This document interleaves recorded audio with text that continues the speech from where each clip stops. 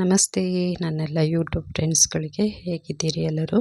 ಇವತ್ತು ಮತ್ತೊಂದು ಗಿಡಗಳ ಟಾನಿಕ್ ಇನ್ನೊಂದನ್ನು ಹೇಗೆ ಮಾಡೋದು ಅಂತ ತಿಳಿಸ್ಕೊಡ್ತೀನಿ. ಈ ಹಿಂದೆ 2 ಲಿಕ್ವಿಡ್ ಫರ್ಟಿಲೈಸರ್ನ ಮಾಡೋದು ಹೇಗೆ, ಗಿಡಗಳ ಆರೈಕೆಗೆ, ಗಿಡಗಳ ಆರೋಗ್ಯಕ್ಕೆ, ಗಿಡಗಳ ಬೇರನ್ನು ಸ್ಟ್ರೆಂತ್ ಮಾಡಲಿಕ್ಕೆ, ಹೆಚ್ಚಾಗಿ ಮೊಗ್ಗನ್ನು ಪಡೆಯೋದು ಹೇಗೆ ಅನ್ನೋದ್ರ ಬಗ್ಗೆ ಸಹ ವಿಡಿಯೋನ ಹಾಕಿದ್ದೆ. 2 ಲಿಕ್ವಿಡ್ ವಿಡಿಯೋ. ಅದರ ಜೊತೆಗೆ ಈಗ ಮತ್ತೊಂದು ಲಿಕ್ವಿಡ್ ವಿಡಿಯೋನ ನಿಮ್ಮ ಮುಂದೆ ತಂದಿದ್ದೀನಿ. ಇದನ್ನು ತುಂಬ ಸಿಂಪಲ್ಲಾಗಿ ಮಾಡುವಂಥದ್ದು.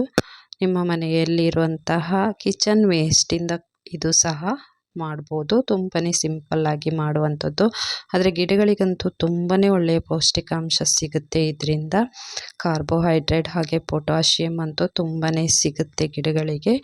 ತುಂಬ ಒಳ್ಳೆ ಹೂವಿನ ಮೊಗ್ಗುಗಳು ಕೂರುತ್ತೆ, ಬೇರು ಸ್ಟ್ರೆಂತ್ ಆಗುತ್ತೆ, ಗಿಡ ತುಂಬ ಮೊಗ್ಗುಗಳು ಕೂರುತ್ತೆ, ಒಳ್ಳೆ ಹೂ ಬಿಡುತ್ತೆ.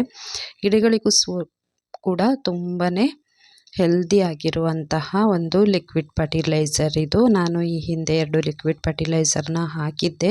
ವಿಡಿಯೋ ನೋಡದೇ ಇದ್ದರೆ ಡಿಸ್ಕ್ರಿಪ್ಷನಲ್ಲಿ ಅದರ ಲಿಂಕನ್ನು ಕೊಟ್ಟಿರ್ತೀನಿ. ಖಂಡಿತವಾಗಿಯೂ ಎಲ್ಲರೂ ನೋಡಿ. ತುಂಬಾ ಸಿಂಪಲ್ಲಾಗಿ ಮಾಡ್ಬೋದು. ನಿಮ್ಮ ಫ್ರೀ ಟೈಮಲ್ಲಿ ಒಂದು 10ರಿಂದ 15 ನಿಮಿಷ ಈ ಕೆಲಸಕ್ಕೋಸ್ಕರನೇ ಅಂತ ಟೈಮನ್ನು ಇಟ್ಕೊಂಡ್ರೆ ಸಾಕಾಗುತ್ತೆ. ನೋಡಿ, ಇದೇ ಲಿಕ್ವಿಡ್ ಫರ್ಟಿಲೈಸರು. ತುಂಬಾ ಸಿಂಪಲ್ಲಾಗಿ ಮಾಡ್ಬೋದು. ಈ ಸಿಂಪಲ್ ಲಿಕ್ವಿಡ್ ಫರ್ಟಿಲೈಸರ್ನ ಮಾಡೋದು ಹೇಗೆ ಅಂತ ತಿಳಿಸ್ಕೊಡ್ತೀನಿ. ನಿಮ್ಮ ಮನೇಲಂತೂ ಬಾಳೆಹಣ್ಣು ತಂದೇ ತರ್ತೀರಿ. ಬಾಳೆಹಣ್ಣು ತಿಂದಿದ ನಂತರ ಸಿಪ್ಪೆನಂತೂ ಬಿಸಾಡ್ತೀರಿ ನೀವು. ಆ ಸಿಪ್ಪೆನ ಬಿಸಾಡೋ ಬದಲಿಗೆ ಆ ಬಾಳೆಹಣ್ಣಿನ ಸಿಪ್ಪೆಯಿಂದ ಅಥವಾ ಬನಾನಾ ಪೀಲ್ ಅಂತಾರಲ್ವ, ಅದರಿಂದ ಒಂದು ಒಳ್ಳೆಯ ಲಿಕ್ವಿಡ್ ಫರ್ಟಿಲೈಸರ್ನ ಮಾಡೋದು ಹೇಗೆ ಅಂತ ನಾನು ಈ ವಿಡಿಯೋದಲ್ಲಿ ತಿಳಿಸ್ಕೊಡ್ತಿದ್ದೀನಿ. ಖಂಡಿತವಾಗಿಯೂ ಈ ವಿಡಿಯೋನ ಸ್ಕಿಪ್ ಮಾಡಬೇಡಿ, ಕೊನೆ ತನಕ ನೋಡಿ. ನಿಮ್ಮ ಅನಿಸಿಕೆಯನ್ನು ಕಮೆಂಟ್ ಮೂಲಕ ತಿಳಿಸಿ. ಹಾಗೆ ನನ್ನ ಚಾನಲಿಗೆ ಸಬ್ಸ್ಕ್ರೈಬ್ ಆಗದೇ ಇದ್ದರೆ ಹಾಗೆ ಈ ರೀತಿ ಬಾಳೆಹಣ್ಣು ಸಿಪ್ಪೆನೆಲ್ಲ ಕಟ್ ಮಾಡ್ಕೊಂಡಿದ್ದೀನಿ. ಇನ್ನು ಹಾಗೆ ಇಡೀ ಕೂಡ ಹಾಕ್ಬೋದು. ಸಣ್ಣ ಸಣ್ಣ ಪೀಸ್ಗಳನ್ನು ಮಾಡಿ ಒಂದು ಖಾಲಿ ಈ ಥರ ಪ್ಲಾಸ್ಟಿಕ್ ಡಬ್ಬಿನ ತೊಗೊಂಡಿದ್ದೀನಿ. ಏಕೆಂದರೆ ಮುಚ್ಚಳ ಹಾಕಿಡ್ಬೇಕು ನಾವು. ಇದನ್ನು ಒಂದು 2 ದಿನಗಳ ಕಾಲ ಇದನ್ನು ಮುಚ್ಚಳ ಹಾಕಿ ಟೈಟಾಗಿ ಮುಚ್ಚಳನ ಮುಚ್ಚಿ ಇಡಬೇಕಾಗುತ್ತೆ. ಒಂದು ಈ ಥರ ಪ್ಲಾಸ್ಟಿಕ್ ಡಬ್ಬಿ ಅಥವಾ ಗಾಜಿನ ಬಾಟ್ಲಾದರೂ ಆಗುತ್ತೆ.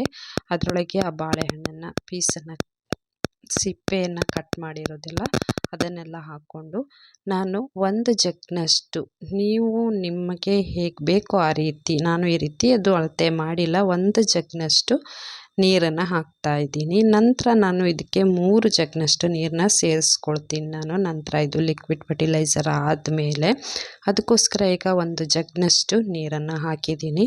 ಹಾಕಿದ ನಂತರ ಇದನ್ನು ಮುಚ್ಚಳ ಮುಚ್ಚಿ 2 ದಿನಗಳ ಕಾಲ ಹಾಗೆ ಬಿಟ್ಟರೆ ಒಂದು ಒಳ್ಳೆಯ ಗಿಡಗಳ ಟಾನಿಕ್ ರೆಡಿ ಆಗುತ್ತೆ. ಈ ವಿಡಿಯೋನ ಸ್ಕಿಪ್ ಮಾಡಬೇಡಿ, ಕೊನೆ ತನಕ ನೋಡಿ. ನಿಮ್ಮ ಅನಿಸಿಕೆ ಅಭಿಪ್ರಾಯಗಳನ್ನು ಕಮೆಂಟ್ ಮೂಲಕ ತಿಳಿಸಿ.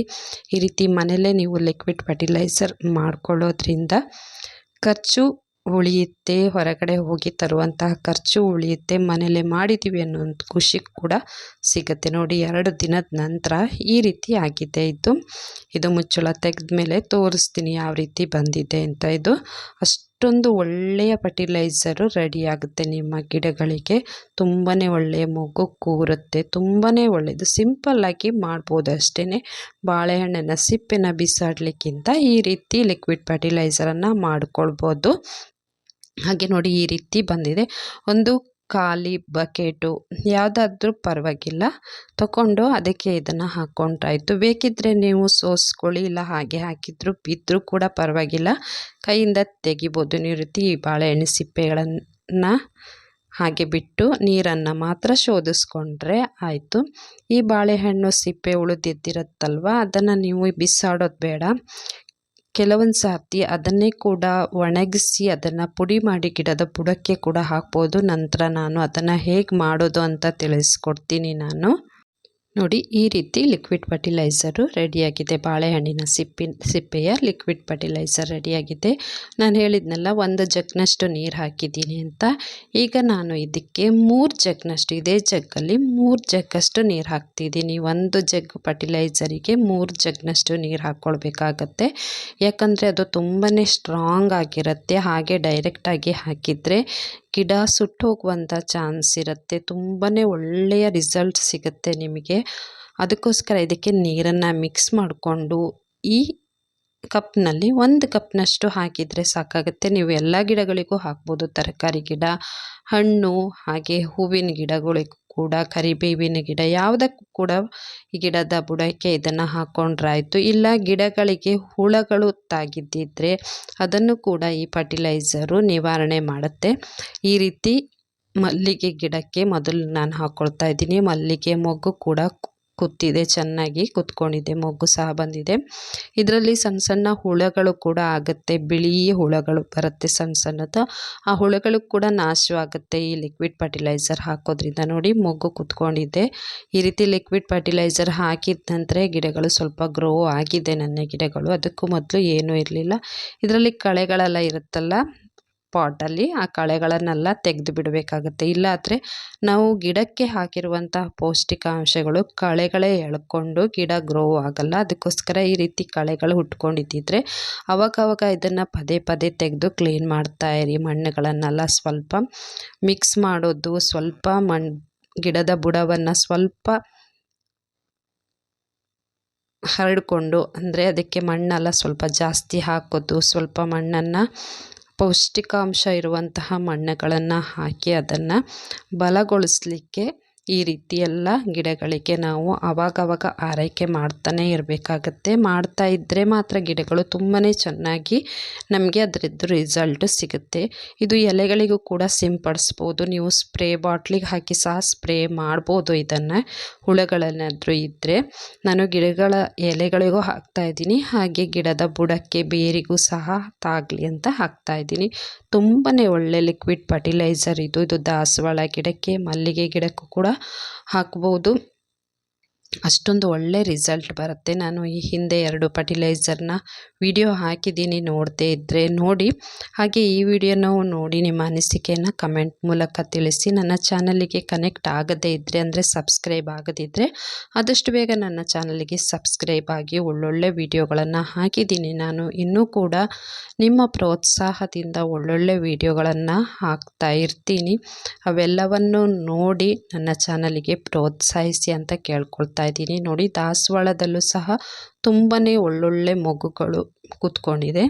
ಈ ರೀತಿ ನೀವು ಹೊರಗಡೆಯಿಂದ ತಂದು ಕೆಮಿಕಲ್ ಇರುವಂತಹ ಫರ್ಟಿಲೈಸರ್ ಹಾಕಲಿಕ್ಕಿಂತ ಮನೇಲೇ ಈ ರೀತಿ ನಾವು ಮಾಡಿ ಹಾಕಿದರೆ ಖುಷಿ ಕೊಡುತ್ತೆ ನಮಗೂ ಕೂಡ. ತುಂಬಾ ಒಳ್ಳೆಯ ರಿಸಲ್ಟ್ ಕೂಡ ಸಿಗುತ್ತೆ. ವಾರದಲ್ಲಿ 1 ಸರ್ತಿ ಒಂದೊಂದು ಲಿಕ್ವಿಡ್ ಫರ್ಟಿಲೈಸರ್ನ ವಾರದಲ್ಲಿ 1 ಸರ್ತಿ ಹಾಕಿದರೆ ಸಾಕು. ನಾನು ಹಿಂದೆ ಹಾಕಿರುವಂತಹ ಸೊಪ್ಪು ತೊಳೆದಿರುವಂತಹ ನೀರು, ಅಕ್ಕಿ ತೊಳೆದಿರುವಂತಹ ನೀರಿನ ಲಿಕ್ವಿಡ್ ಫರ್ಟಿಲೈಸರು ತುಂಬಾ ಒಳ್ಳೆ ರೆಸ್ಪಾನ್ಸ್ ಬಂದಿದೆ. ಆ ವಿಡಿಯೋಗಂತೂ ನೋಡದೇ ಇದ್ದರೆ ಡಿಸ್ಕ್ರಿಪ್ಷನಲ್ಲಿ ಲಿಂಕ್ ಹಾಕಿರ್ತೀನಿ.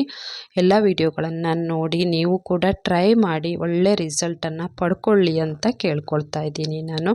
ಹಾಗೆ ದಾಸವಾಳ ಗಿಡಕ್ಕೂ ಎಲ್ಲ ಗಿಡಕ್ಕೂ ಸಹ ನಾನು ಈ ಲಿಕ್ವಿಡ್ ಫರ್ಟಿಲೈಸರ್ನ ಹಾಕಿದ್ದೆ. ಹಾಗೆ ಪಾಟಲ್ಲಿ ನೆಟ್ಟಿರೋದಲ್ಲದೆ ನೆಲದಲ್ಲಿ ಕೂಡ ಗಿಡಗಳನ್ನು ನೆಟ್ಟಿದ್ರೆ ಅದಕ್ಕೂ ಸಹ ಹಾಕ್ಬೋದು. 1 ಕಪ್ನಷ್ಟು ಹಾಕಿದರೆ ಸಾಕಾಗುತ್ತೆ. ನಿಮ್ಮ ಮನೆಯಲ್ಲಿ ಬಾಳೆಹಣ್ಣು ತಂದಾಗೆಲ್ಲ ಅದರ ಸಿಪ್ಪೆಯನ್ನು ಬಿಸಾಡದೆ ಈ ರೀತಿ ಮಾಡಿ. ಹಾಗೆ ಬಾಳೆಹಣ್ಣಿನ ಸಿಪ್ಪೆಯಿಂದ ಕೂಡ ನಾನು ಅದರಿಂದನೂ ಕೂಡ ಒಂದು ಫರ್ಟಿಲೈಸರ್ನ ರೆಡಿ ಮಾಡ್ತಾ ಇದ್ದೀನಿ. ಆದಷ್ಟು ಬೇಗ ಆ ವಿಡಿಯೋನು ಕೂಡ ಹಾಕ್ತೀನಿ. ಅದು ಸಹ ಗಿಡಗಳಿಗೆ ಒಳ್ಳೆ ಸ್ಟ್ರೆಂತನ್ನು ಕೊಡುತ್ತೆ. ಹಾಗೆ ಒಳ್ಳೆ ಹೂ ಕೂಡ ಅದರಿಂದ ಬರುತ್ತೆ. ನಿಮಗೆ ಈ ವಿಡಿಯೋ ಖಂಡಿತ ಇಷ್ಟ ಆಗಿದೆ ಅಂತ ಅಂದ್ಕೊಂಡಿದ್ದೀನಿ ನಾನು. ಇಷ್ಟ ಆದರೆ ಒಂದು ಲೈಕ್ ಮಾಡಿ, ಹಾಗೆ ಈ ವಿಡಿಯೋನ ಆದಷ್ಟು ಶೇರ್ ಮಾಡಿ. ನಿಮ್ಮ ಅನಿಸಿಕೆ ಅಭಿಪ್ರಾಯಗಳನ್ನು ಕಮೆಂಟ್ ಮೂಲಕ ತಿಳಿಸಿ. ಮತ್ತೊಂದು ಹೊಸ ವಿಡಿಯೋದೊಂದಿಗೆ, ಹಾಗೆ ಗಿಡಗಳ ಆರೈಕೆ ಬಗ್ಗೆ ಹೇಗೆ ಗಿಡಗಳನ್ನು ನಾವು ಆರೈಕೆ ಮಾಡಬೇಕು ಅನ್ನೋದ್ರ ಬಗ್ಗೆ ಕೂಡ ನಾನು ಮುಂದಿನ ವಿಡಿಯೋಗಳಲ್ಲಿ ತಿಳಿಸ್ಕೊಡ್ತೀನಿ. ಅವೆಲ್ಲವನ್ನು ಕೂಡ ನೋಡಿ ಅಂತ ಹೇಳ್ತಿದ್ದೀನಿ.